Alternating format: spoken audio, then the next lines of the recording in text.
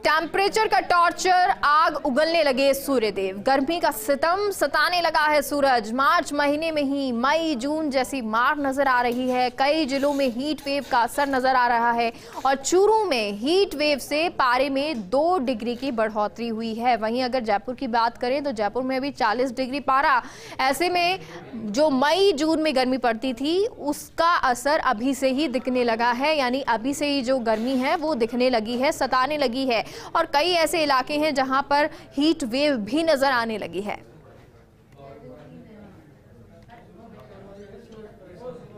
और हमारे साथ भंवर कोटा से जुड़ गए हैं और संजय चूरू से जुड़ गए हैं। सबसे पहले कोटा का रुख करते हैं। भंवर, अगर तापमान की बात करें, कितना तापमान है? गर्मी तो यो कहे पूरे राजस्थान में ही अब चरम पर पहुंचती जा रही है। फिलहाल कोटा में किस तरह की तस्वीरें हैं?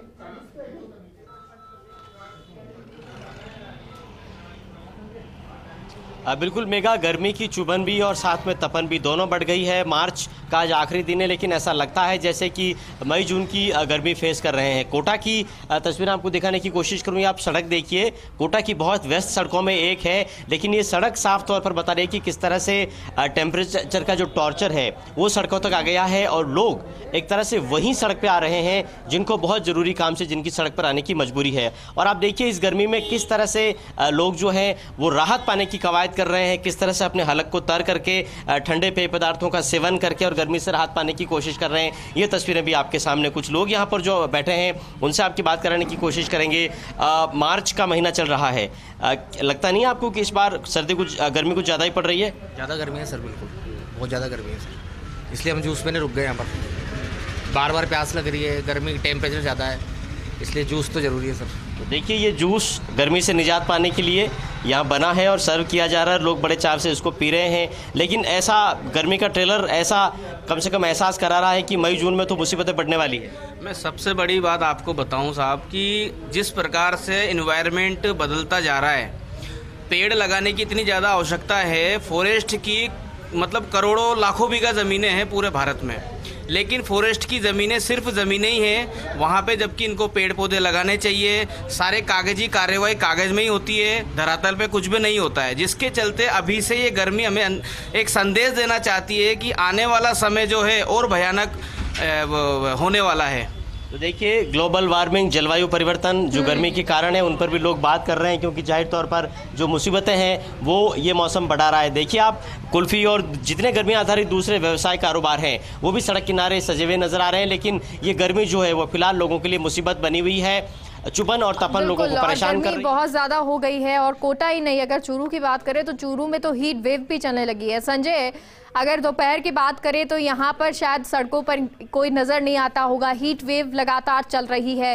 किस तरह की तस्वीरें हैं और आने वाले समय की बात करें तो मौसम विभाग का क्या कहना है, इसी तरह की हीट वेव रहेगी?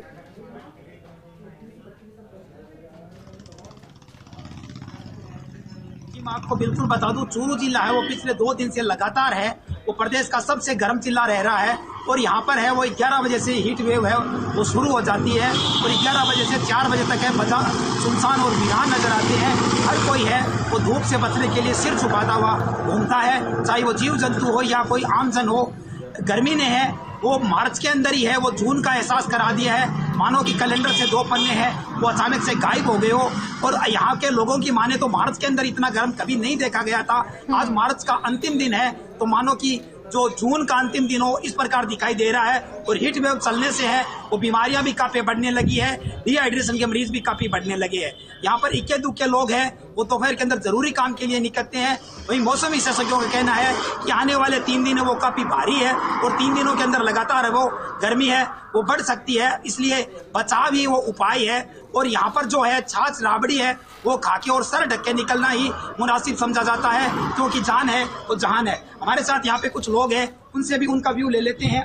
मार्च के अंदर जिस प्रकार की गर्मी है तो बताया जाता है इतनी गर्मी 40 सालों में नहीं देखी गई। जी हाँ, बहुत ज़्यादा गर्मी है और हम देख रहे हैं सड़क है वो बहुत ज़्यादा तप रही है और हाथों में पसीने आ रहे हैं, पैरों में जो जूते पहने हुए हैं तो अंदर बहुत ज़्यादा जलन हो रही है। और ऐसे में जीव जंतु है, पशु पक्षी है, उनकी भी काफ़ी समस्या आ रही है। अभी हम थोड़ी देर पहले देख रहे थे एक पेड़ के पास कुछ पंछी है वो एकदम से बेहोश हालत में पड़े हुए थे, तो कुछ से साथी है वो परिंदे वगैरह लगा रहे थे, वो व्यवस्था उनके लिए कर रहे थे। पक्षों के लिए परिंदे लगाना भी बिल्कुल, जरूरी है। और परिंदे लगाए जा रहे हैं जी, जल्दी 7 बजे किया जाना जरूरी है जी बिल्कुल, क्योंकि ये चूरू की तस्वीरें हैं जहां पर अभी भी लगातार जो गर्मी है वो सितम ढा रही है और कहा जा रहा है कि आने वाले समय में भी होगी, क्योंकि आप लोग सब फील्ड में रहते हैं, आप लोग भी अपना खास ख्याल रखिएगा। आप दोनों जो है क्योंकि इस वक्त गर्मी बहुत चरम पर है, बहुत ज़्यादा पड़ रही है। भंवर, क्योंकि मौसम विभाग की बात करें, मौसम विभाग का क्या कुछ कहना है, कोटा में इस तरह की गर्मी कब तक पड़ेगी और क्या अब आगे हीट वेव की भी आशंका जताई जा रही है?